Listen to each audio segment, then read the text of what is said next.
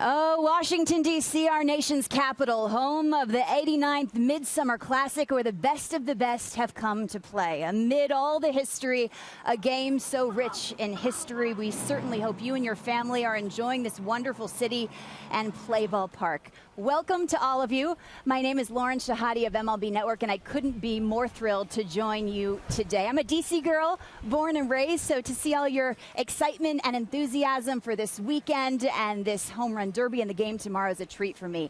Today is a special day. We have Commissioner Manfred kind enough to take some time and answer all of our questions from emails from fans back at home to this crowd here today. So we couldn't be more proud to have him here, and I'd like to give a warm Washington, D.C. welcome to the Commissioner of Major League Baseball, Rob Manfred. Thank you. Commissioner, thank you so much for joining us. I spoke with a little girl about 5 years old 20 minutes ago. She said, "Excuse me, is the commissioner coming?" I said, "Yes." She said, "The real one?" I said, "Yes." So this is really special for us. All of the fans, all of the excitement, the hype of the city. We have special guests we'd like to welcome. We have the players and the staff from the 2018 Perfect Game All-American Classic. Welcome to you. And members of the USA Baseball 18 and under national team as well. Thank you so much for being here. You look at all the fans and all the excitement. I'm wondering over the next couple of days, Commissioner, what you're looking forward to the most. Well, you know, I love the All-Star game, and I think of it kind of as a week almost. You know, It's really spread out to be a multi-day event. But for me, the highlight is always the actual game. Love the home run derby, but I always look forward to Tuesday night. You know, I was driving around and looking at all the monuments and all the architecture. Is it extra special to have a game so rich in history with a backdrop like Washington, D.C., our nation's capital? I think it's a great venue for the All-Star game. You know, Washington's a great city, our nation's capital. I think baseball has a unique place in American culture, so it's really fitting that we're here. It's kind of a culmination of the first half of the season, and what an epic first half it was. Personal achievements off the charts, some surprising teams as well. No hitters. When you look back over the course of the first half of this season, what stands out for you? What are your takeaways? You know, I'm getting a little tired of saying this, actually, but, you know, the biggest thing for me is the continuing influence of new young players in the game. You know, it just seems like every year we have a new group of great young players. They have an impact right away, and I think it's one of the things that makes our game exciting and particularly appealing to younger people. That means the second half has a lot to look forward to and live up to, and we will certainly be watching and waiting. You know, you mentioned all the kids and all the kids here in the stands. I read an article, Commissioner, recently in the New York Times that documented the decline in youth athletics over the past decade because of electronics, because of other distractions. But over the past 3 years, there's been an uptick in basketball and in baseball. Youth initiatives spearheaded by Major League Baseball, a big reason why, and I want you to look at this as a perfect example.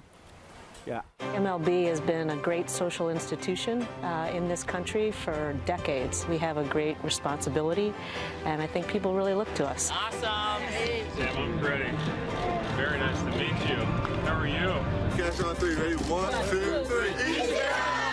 The RBI program, I mean, they're so structured, they're on point, and when I saw that, I was just like, man, I want to be structured. I want to be on point. I love the teamwork, the discipline, the sacrifice. There's so many life lessons that you're learning right now that you don't even realize that is shaping and building who you are. We just think it's important that girls have the same chances and opportunities to experience our game as the boys do. It's a way to teach baseball and play baseball that's a whole lot more interactive for kids. They get a chance to play all the positions. They get a chance to learn the situations. Scott's has refurbished this unbelievable field. No joke. I mean, I wish when I was a kid, I played in fields like this. These fields are like major league fields. The grass is like a major league infield. This is an exciting night for players, parents, families, and coaches. And it's also a significant night for our game, our executives, and our scouts. We want to make sure that our young people become reconnected with baseball. I want to leave the game of baseball in a better place than when I entered it as a kid and a pro. How awesome is that? Youth Academies, Dream Series, play ball. Baseball and softball are the most participated team sports in the country. Very, very cool. Yeah, I think so, right? And it's a tribute to these programs. programs, how are they changing the game, Commissioner? Well, look, I think our youth programs are our most important initiative. It's about our future in two respects. First of all, our game's compelling because we have the greatest athletes in the world, and we have to be out there competing and making sure that kids choose baseball so that we have great athletes for the future. But equally important, youth participation builds fans. If you play, you're much more likely to be a fan as an adult, and so it's really important for our business in the future. I am so excited about our youth programs. I went over and saw some of the Commissioners' Cups games over at the Nationals Academy. Hats off to the Lerner family for having a great facility. But you see the young people, how enthusiastic they are, how engaged they are, the level of diversity, and how good they are. I mean, it's really phenomenal.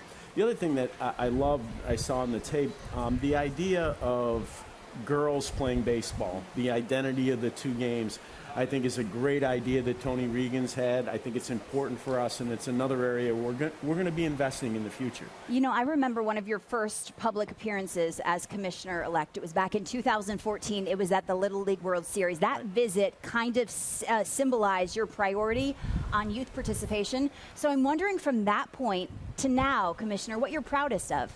Well, I'm honestly, the single thing that I like the best is the level of participation that we've achieved. We feel like we made an investment in the youth space. We found some unbelievable partners. I just saw Steve Keener from Little League out here, but not only Little League, groups like Cal Ripken Baseball. Cal's been phenomenal in terms of working with us. And I feel like that investment has had an immediate return in terms of making sure the kids are playing a safe, helpful game and ensuring the future of our sport. Cal's a legend around here. The reason I'm a baseball fan, since you've been commissioner, one of the many things I've admired is that you're very accessible to the fans, to the people, to the players. Anyone who has a question, you love a good baseball chat, a good baseball conversation. Yeah, you do. I do. So that's what we're going to do here. We're going to open up the forum to email questions sent in by fans as well as people here today, and we're going to welcome in a very special guest, Chevrolet play ball reporter Jayla Montgomery, who is a rising star who has some questions for you from the fans. Jayla, hello to you. Hello. Thank you, Lauren, and thank you for today's show. Our first question is from Jonah McPherson, who plays in the Mamie Johnson Little League here in Washington, D.C. Jonah, what's your question for the commissioner? My question is, what gave you the idea of becoming a commissioner for Major League Baseball? I can't hear. Can you hear? Yes. What gave you the idea of becoming a commissioner? I have to be honest with you. I really didn't get involved in baseball with the idea of becoming a commissioner. And I would tell you, even a year before I was elected, I was not really thinking about it. My dad gave me some great advice. I think it's good advice for young people. He told me when I started my career to worry about the job I had, and the next one would take care of itself. And I think that turned out to be good advice for me. Thank you for your question, Jayla. I think we have a couple more.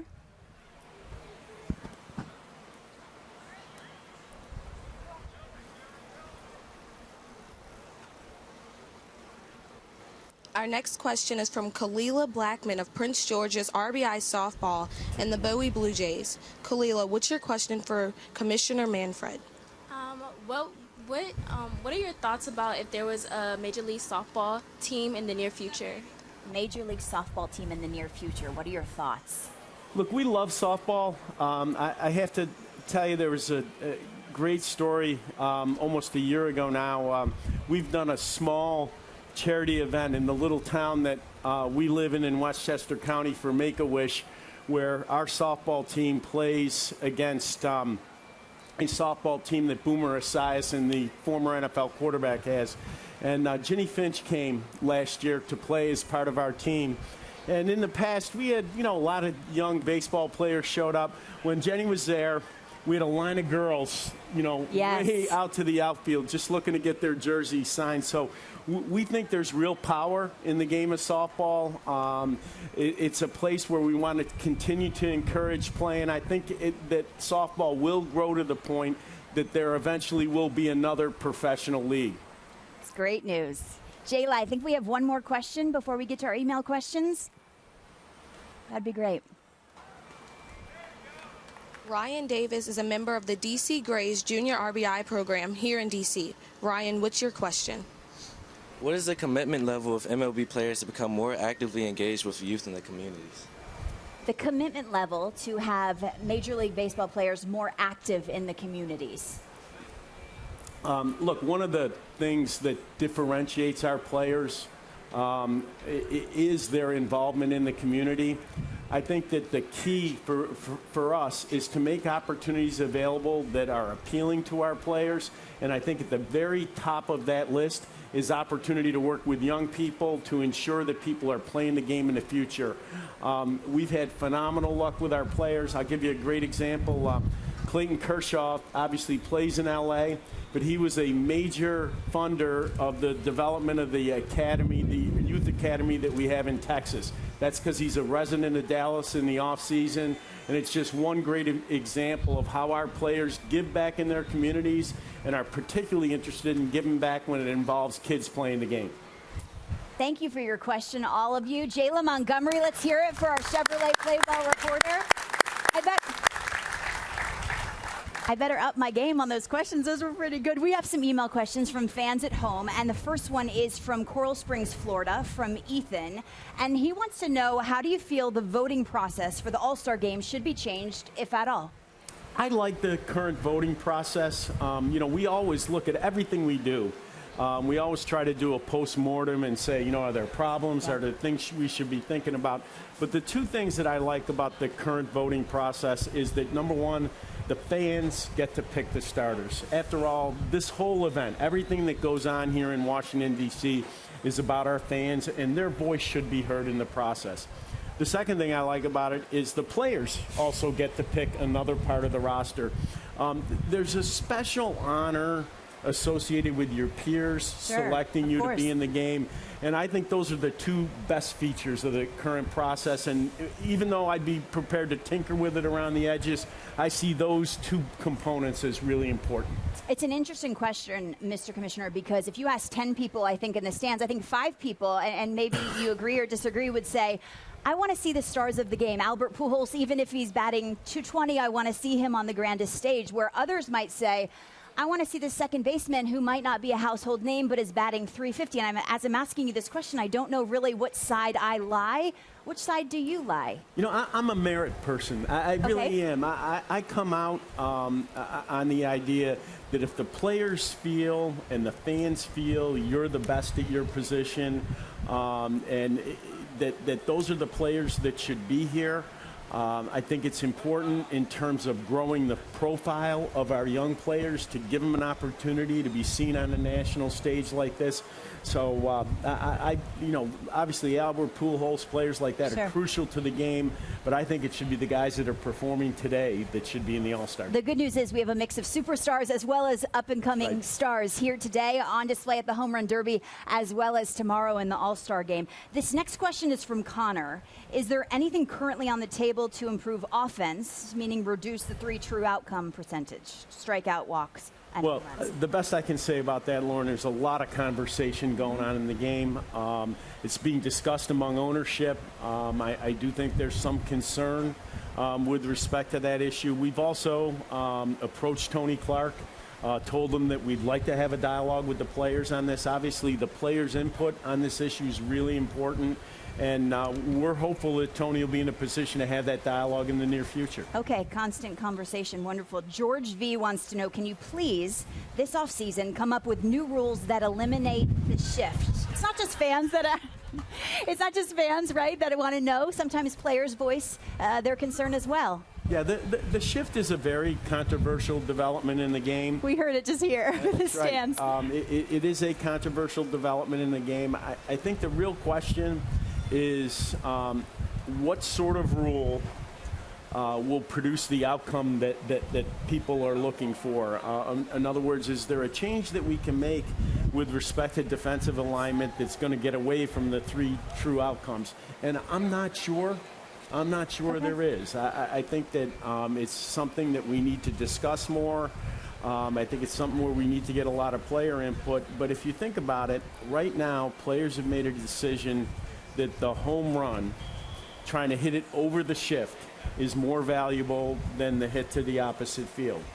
So even if you move players back to the opposite side of the diamond, it's unclear that they're going to change their approach at the plate. So we got to think that one all the way through. Evolution of the game. One more email question. This is from Deirdre. What do you believe could be modified in regards to replay to improve the game? I think the trick on replay, on average, and I think it's important to understand this, replay adds 1 minute to each of the 2,430 games that we play over the course of the season. So for me, that 1 minute, nobody's more interested in quick games than I am, but that 1 minute is a good trade for getting important calls correct. If you start from that premise, I think the key becomes how do you shorten the time that replay takes so that fans aren't sitting in the ballpark. And I think the key there is technology. The best example of that, the move to super slow motion cameras at first base, has made those first base reviews much quicker, and I think we need to continue to use technology to make the replay process as effective and efficient as possible. I could sit here with you all day. I want to get to Jayla Montgomery, though, our Chevrolet reporter. She's back with some questions from the fans. Hi, Jayla. What do you got? Sierra Stark plays for the Gold Coast Hurricane and USA Softball. Sierra, what would you like to ask the commissioner? I still can't hear. Do you expect MLB to expand at any time in the near future? And if so, where do you consider ideal places for the teams to be located? Do you expect Major League Baseball to expand? And if so, where? I think that what I've said about expansion publicly is we have two issues with respect to stadiums, Tampa Bay and Oakland, that need to be resolved before we turn realistically to the issue of the expansion. Once those are solved, I'd love to get to 32 teams. There are a number of cities, Canada, Mexico, and in the United States that want Major League Baseball. That's a great thing for our sport. And 32 teams does a lot for us from a schedule format perspective. Right now we have 5-team divisions. If we could get to 8 4-team divisions, the schedule would be more flexible. It'd give us more opportunity to do things in the schedule to market the game. And it would also allow us to look at our postseason format and maybe things even as aggressive as geographic realignment and things like that. There's a lot of applause in the crowd. We like expansion, right? Everyone's clapping. One more question, Jayla. Tyler Callahan plays on the 18U national team in USA Baseball. Tyler, what's your question for Commissioner Manfred? As a high school player, there's a lot of emphasis on showcase events. How can MLB help develop and prepare for the next level players like me? Yeah, showcase events are an interesting phenomenon. Our major concern with respect to showcase events is access. We want to make sure all kids from all backgrounds have access to showcase events. We actually run some events of our own in order to make available opportunities that may not otherwise be available. And I think going forward, the economics of that process, while I realize it's an important part of kids getting developed and signed, we're going to continue to focus on the economics of that process to make sure that kids from all backgrounds have an opportunity to be seen. Wonderful questions. Thank you, guys. Wonderful questions from our youth. And Jayla Montgomery, our Chevrolet Play Ball reporter. Wonderful job to you. Thank you so much for your time. She's going to take my job someday. I have more email questions for you. This one from Chris Walker in Portland, Oregon. And this is interesting because Jayla just brought this up. What is Major League Baseball's stance on getting a team here in Portland? He wants a hometown team. Nothing wrong with that. Well, when you talk about particular cities, you notice I didn't mention any cities, right? If you single one out, right, somebody else feels like, oh, maybe I'm behind. And actually, the level of excitement in that city can get pretty high. So I'm gonna only say this about Portland.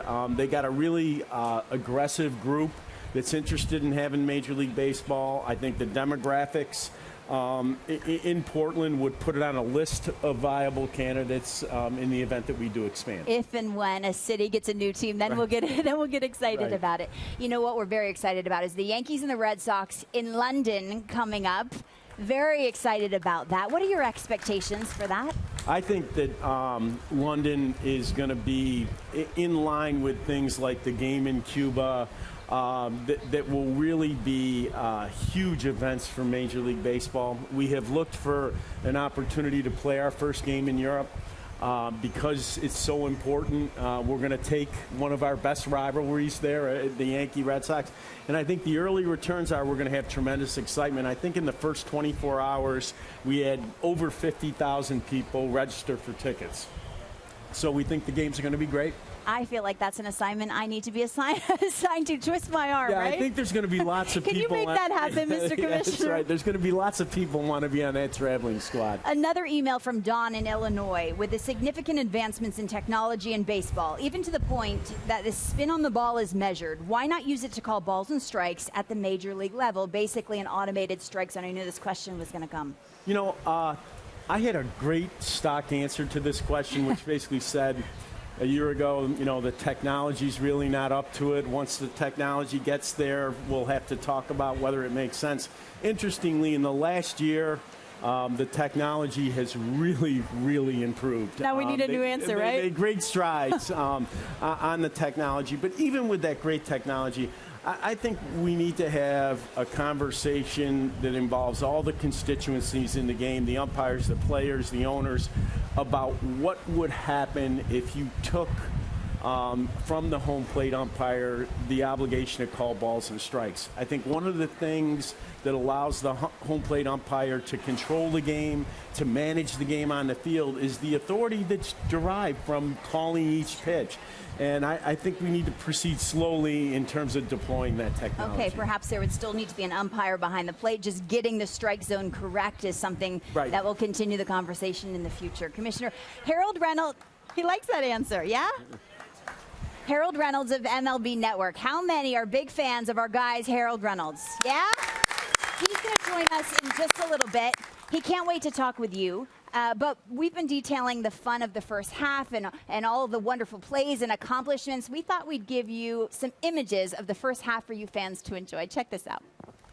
And the 2018 season is underway. What a perfect swing there for Shohei Ohtani. What a game at the dish. He certainly did not disappoint. Swung on a ground ball to short. Simeon's got it. Throws to second for the first. And Sean Manaea has no-hit the Red Sox. It is Labor Day. 21 years old, playing at Yankee Stadium, driving in runs. And he is the Glaber of the month. To Seager, the pick, the throw. Paxton has done it. It's a no-hitter. The left-hander from Landish, British Columbia, has just no-hit the Blue Jays on his native soil.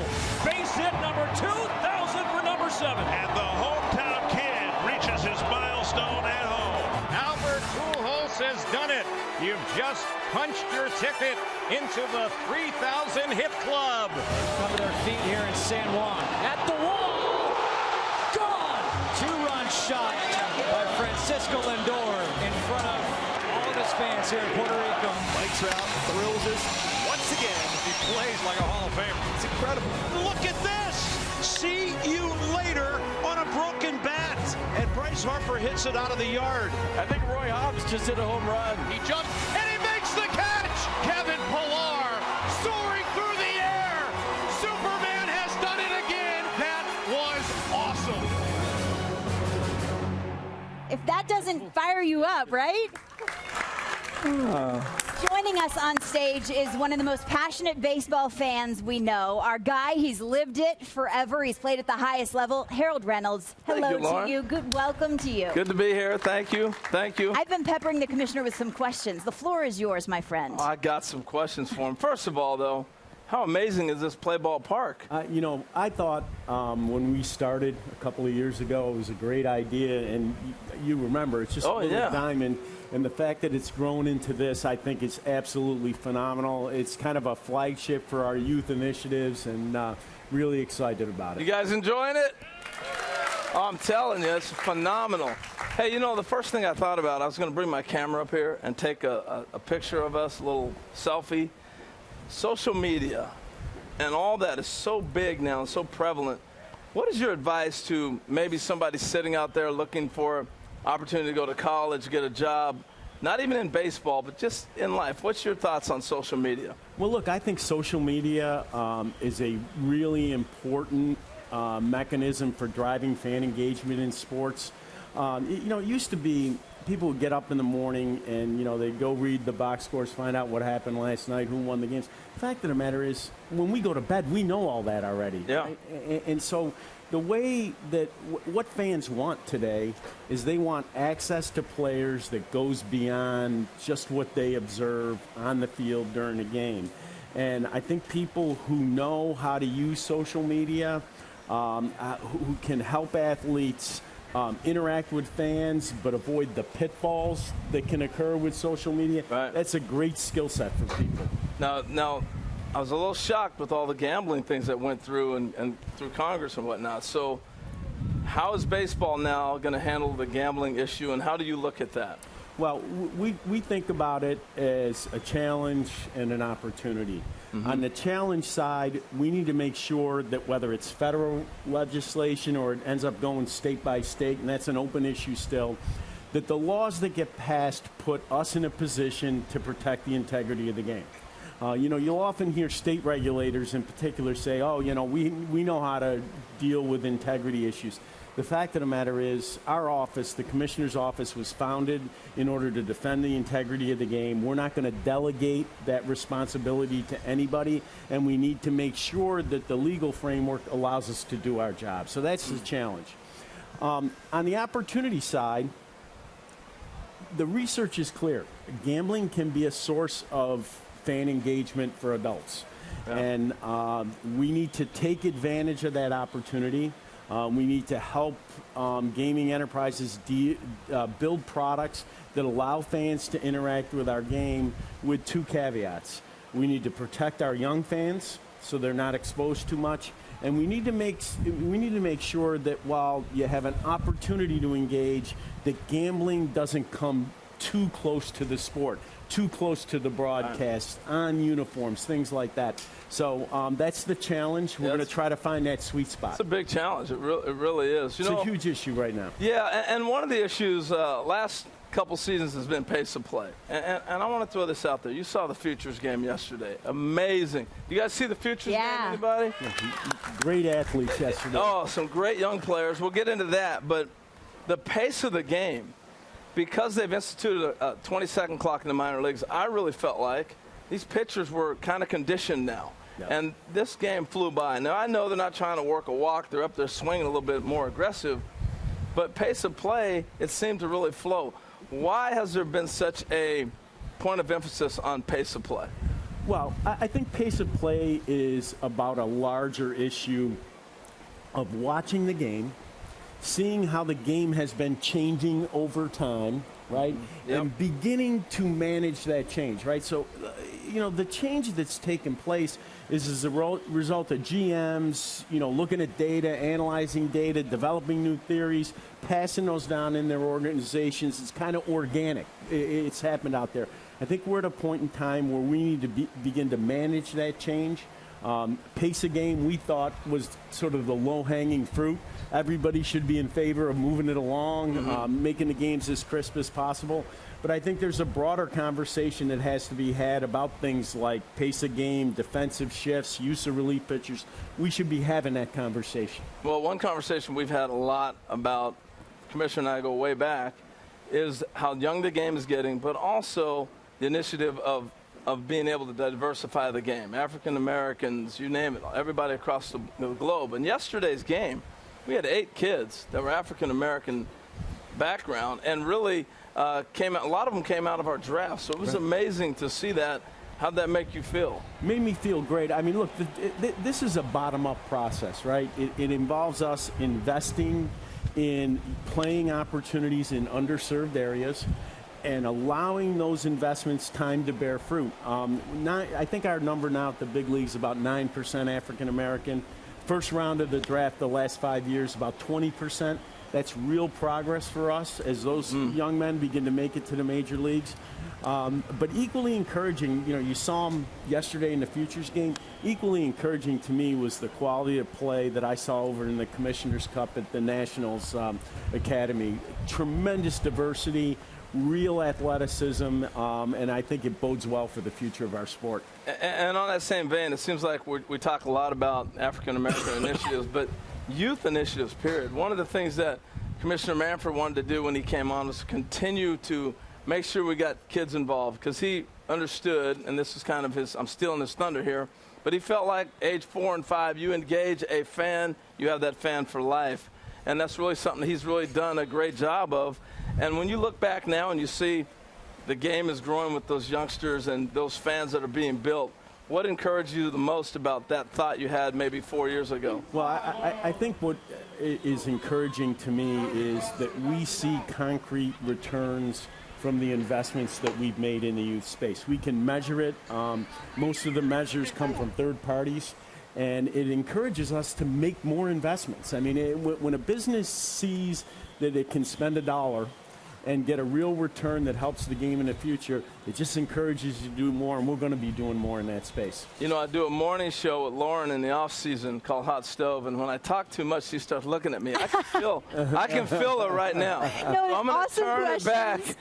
Awesome questions, awesome information. H, I want you to stick around because Okay. we have some email questions, a few more from fans at home, but we also have more special guests. They keep coming at Play Ball Park. We'd like to welcome the USA Women's National Team. They've been here all week at Play Ball Park, and they've been helping out a lot. We're honored to have you guys here. Thank you for being here. Couple more email questions for you. And this one comes from Justin. Do you think, and I'd love for you to weigh in on this too, do you think multi-sport athletes like the recent A's first-round pick Kyler Murray and Tim Tebow are good or bad for the future of baseball? Oh, well, more important than the future of baseball, I think multi-sport athletes are good in terms of athletics generally, our business. I think I'm going to talk about one of your cohorts a little bit. I think one of the best induction speeches I've ever heard at Cooperstown was John Smoltz's, and the best part of that good speech was when he talked about the importance of multi-sport athletes. Now, John was a great multi-sport athlete. I was a lousy one, but the experience of playing multiple sports, I just think is a great thing for young people. As much as I want kids playing baseball, I think it's a good thing for them to be playing multiple sports. I echo that 100%. I mean, I look back at my life, my career, and in a family of all multi-sport athletes, and it just, when I caught a ground ball on a backhand, that was like, and flip it behind my back or whatever, it's like playing basketball, or I catch a ball over my shoulder, it was a pass.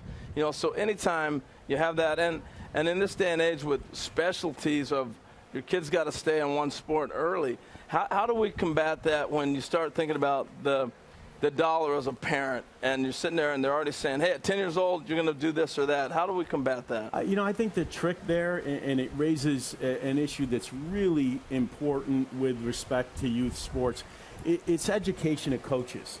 Coaching standards, getting coaches involved with the right training so that they understand that you're more likely to get Harold Reynolds, the major league player, if he plays a lot of baseball, but if he does some other things too. Yeah. And I do really believe that training and education is crucial there. And off of that, I want to follow up real quick with, how about injuries? We've seen a lot of injuries, and I really believe that you got to exercise multiple parts of your body. If you're going to throw all year round, you're going to end up with a lot of bad arms. And what's some of the research saying? One of the first things that, we had a spate of Tommy John injuries in the big leagues a couple of years ago, and we started a long-term project in terms of looking at the clubs, what they were doing with their players, whether their developmental differences. But one of the first things that the doctors came back to us with is, your number one problem is you're getting damaged athletes when you draft them. Okay, that's why we went to the Pitch Smart program with USA Baseball, designed to encourage coaches to keep track not only of what pitchers are doing when they pitch for your team, but a lot of these kids are playing multiple teams. Yeah. And, you got to keep track of where they're pitching, how much they're pitching in each of these different settings. So when you talk about multi-sport athletes, taking that break for 3 months while you're playing some basketball instead of playing baseball 12 months a year, that's a good thing. It lets the young body part rest, and it's really a good thing in terms of overall development. That's from the commissioner of baseball, I'm seeing people. the parents in the stands shaking their head yes, in agreement. This next one has to do with long games. Has baseball considered allowing a team to allow a player to re-enter a game in a long extra inning game? From Mike in California. Well, look, we struggle with extra inning games because of the issue of injury, right? I mean, we don't want to deprive the fans of that exciting ending, and therefore we play them out to the end. But when you get into 14, 16, 18 innings, there's always this risk of injury. And bringing players back, we thought about this issue. We actually think it might have the effect of prolonging games, making them even longer, when we don't think that's a particularly good outcome. Similar to what the minor leagues have done, starting in the 12th inning with a runner on second. How do you feel about that? I'm starting to buy into it. Are you? Well, particularly in the minor leagues, I think we've kind of lost our way when it comes to the minors. It's really about development. I know everybody wants to win. They want to win their league and everything else. But at the end of the day, you want your best product on your major league team. I'm speaking like an owner now, right? Yeah, let me say a word about that, because this is important. We started talking about this extra inning rule. We used it in the World Baseball Classic. People thought that was kind of a prelude to bringing it to the big leagues. And, there's a lot of controversy surrounding it. People were calling up my voicemail at night and leaving me crazy messages about it. And, Lauren, I can't believe Harold, stop. But, then it kind of resurfaced with the idea that we would use it in the minor leagues, and it was overwhelmingly supported for use in the minor leagues for exactly the reason you point to, Harold. The minor leagues are about development at the end of the day. One of the key issues in development is how much pitchers pitch, when they pitch. And, you get into really long extra inning games, it's a problem in minor league baseball from a development perspective. Yeah. We have another email that's very pertinent to this season because there's potentially in the AL East 2 100-plus win teams. So this is from Joseph in Erie, Pennsylvania. Do you foresee the Wildcard playoff being extended sometime in the near future? Well, let me tell you how we ended up with one game. I think people think that we decided on a one-game playoff because it's a great start to the postseason. It's really exciting. People love knockout games. All those things are true, okay? But the fact of the matter is we settled on one game because the overall purpose of the playoff format was to reward the division winners, right? We wanted people to play hard all the way through the 162 so that there was a difference between being a 100-win team that was in first place and being a 99-win team that was in second place. So once you decide that that's important, you start to think, is one game the right playoff or 2 out of 3? The problem with 2 out of 3 is it would take probably 5 days to play. If you take the division winner and say you got to wait 5 days before you play again. Now you answer the rest of the question. Yeah, you penalize that team. You are penalizing the team that won the division, and that's really how we settled on one game.